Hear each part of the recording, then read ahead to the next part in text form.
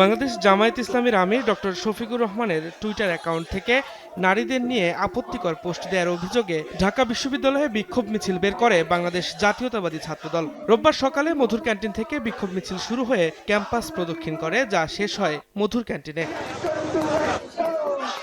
মিছিল শেষে প্রতিবাদ সমাবেশে কর্মজীবী নারীদের নিয়ে আপত্তিকর মন্তব্য করায় ডক্টর শফিকুর রহমানকে জাতির কাছে ক্ষমা চাওয়ার দাবি জানান ছাত্রদল নেতারা। তারা বলেন, যারা নারীদের অসম্মানিত করছে, বাংলাদেশের মাটিতে তাদের রাজনীতি করার অধিকার নেই। ৭১-এর মতো ২৬-এর নির্বাচনেও জামায়াতকে বয়কট করার আহ্বান জানান ছাত্রদল নেতারা।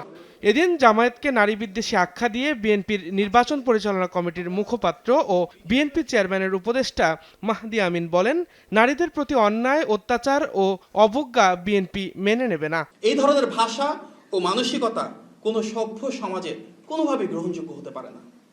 এটি প্রকাশ্যেই নারী বিদ্বেষী মনোভাবের বহিঃপ্রকাশ। আমরা যদি এটি সত্যি হয়ে থাকে, তীব্র নিন্দা এবং ধিক্কার জানাই।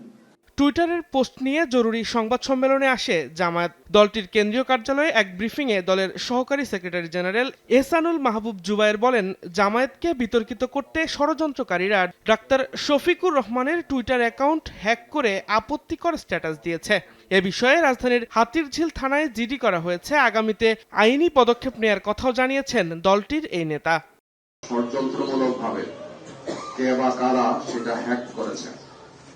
আমরা গতকালকে এই বিষয়টি অবহিত হয়েছি ৫টার দিকে বেলা। হওয়ার সাথে সাথেই আমাদের এই সম্পর্কিত যে টিম, তারা খোঁজখবর নিয়েছেন, প্রয়োজনীয় পদক্ষেপগুলো নিয়েছেন এবং বলা যায় যে পুরো রাত আমাদের এই সংক্রান্ত বিভিন্ন তথ্য কে করেছেন, কিভাবে করেছেন, এই সমস্ত বিষয় জানার চেষ্টা করেছে। যারা এই চক্রান্ত করেছেন, মনে হচ্ছে যে তারা কয়েকদিন থেকেই এই প্রস্তুতি নিয়েছেন। জামায়াত আমিরের টুইটার অ্যাকাউন্ট হ্যাকের সপক্ষে প্রামাণ্য প্রেজেন্টেশন দেয় জামায়াত ইসলামীর তথ্য প্রযুক্তি বিভাগ। দিন মোহাম্মদ সাব্বির, সময় সংবাদ, ঢাকা।